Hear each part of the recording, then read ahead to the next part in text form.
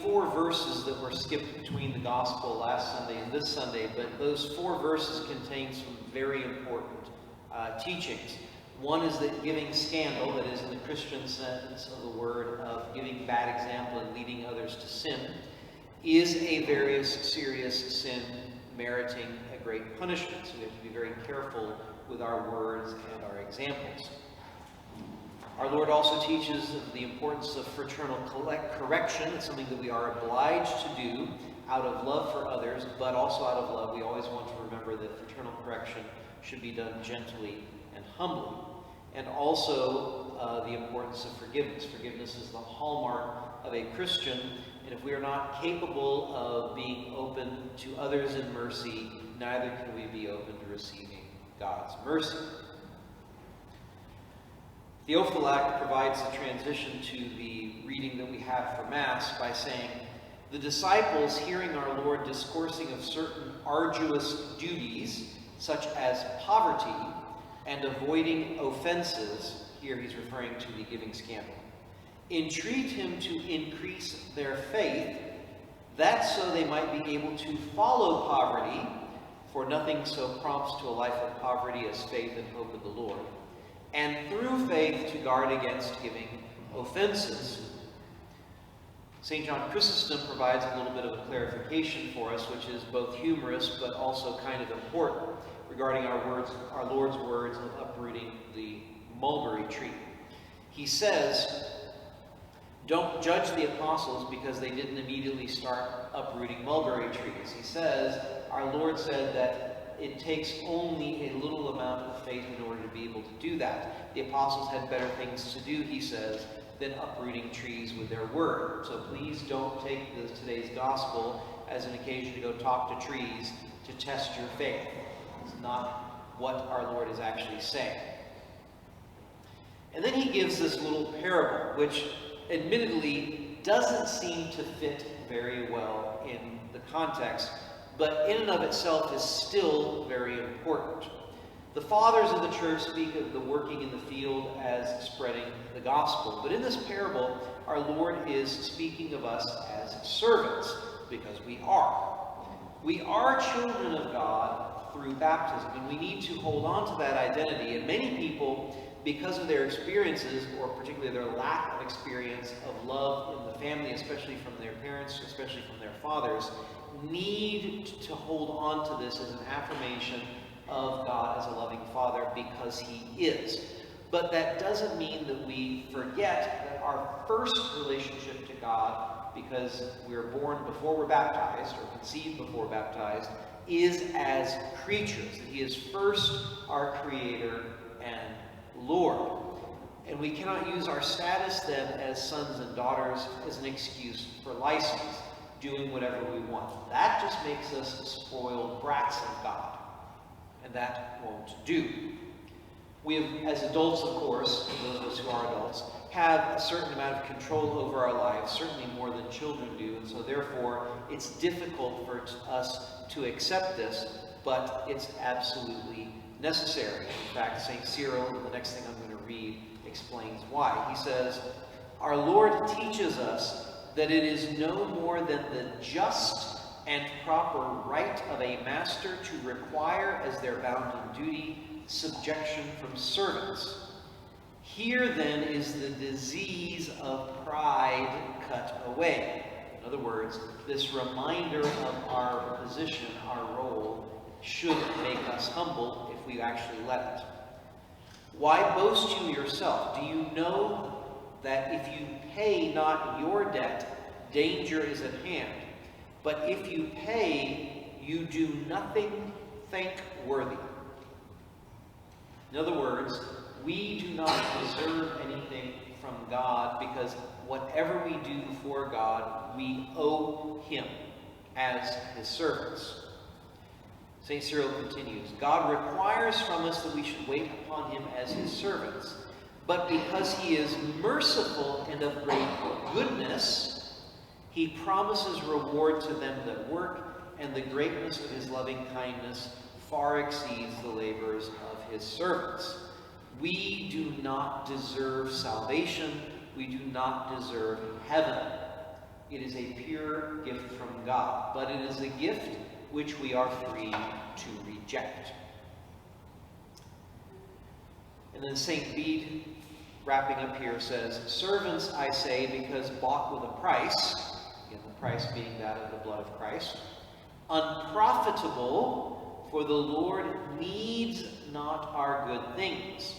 Herein, then, is the perfect faith of men, when having done all things which are commanded them, they acknowledge themselves to be imperfect." We are very good at patting ourselves on the back for just doing our jobs. At this point, I do want to just tack on here to add on, to summarize, to end with a line from St. Augustine, which I often refer to, partially because I'm a workaholic, but partially also because other people are the exact opposite vice, and that is they don't actually put energy as they should into what they are doing, especially into their life in the church. St. Augustine says that when you say you have done enough, you are doomed. There is no such thing as retirement in the spiritual life. Well, there is retirement. It's called death. But until then, there is no retirement.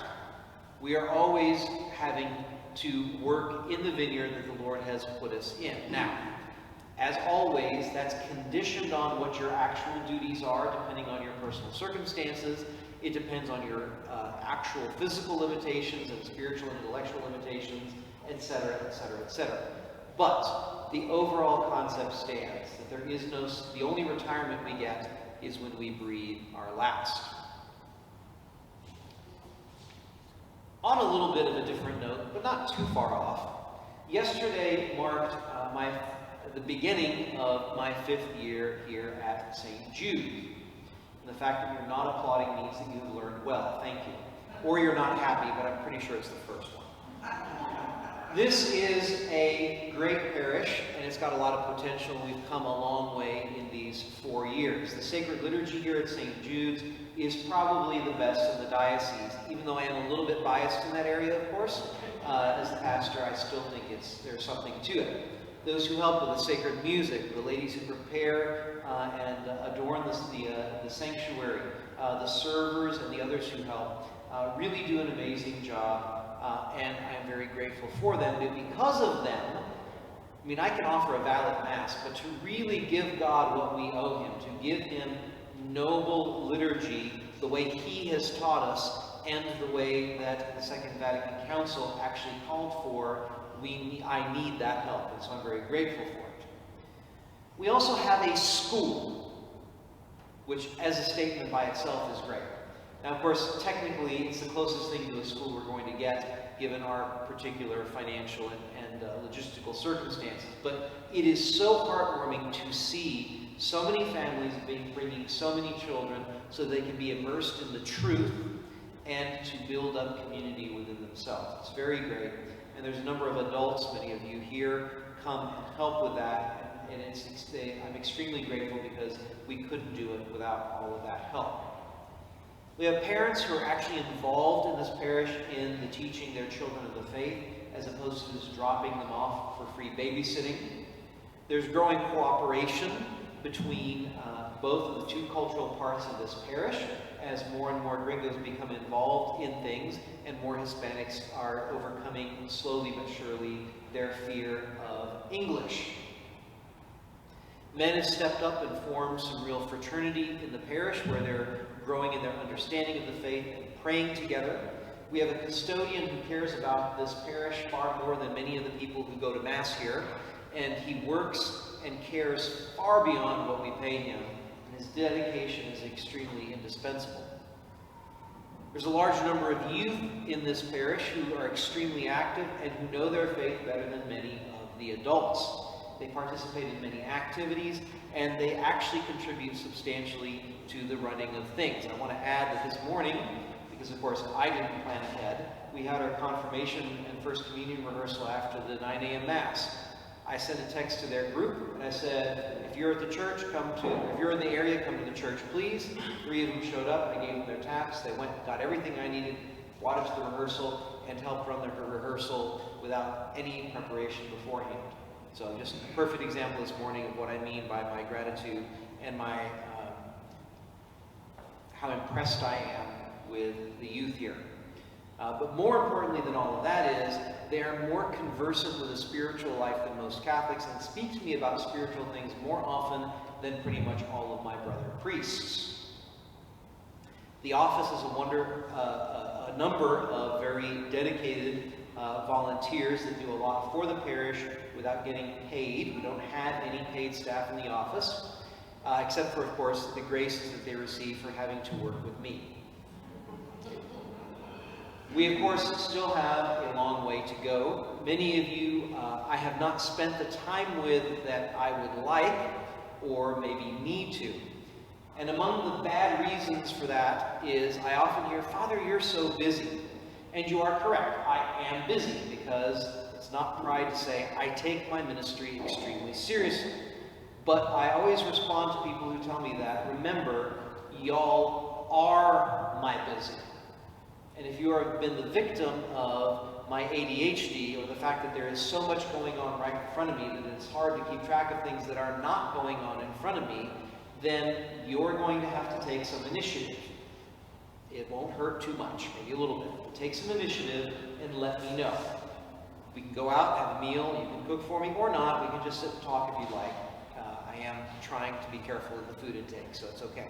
But the point is that take that initiative and help me out, because it's impossible for me to see and to address absolutely everything that I need to or would like to. And please forgive that oversight and just, again, do your part to take the initiative so that we can talk and that we can continue to grow for God's greater glory and your salvation.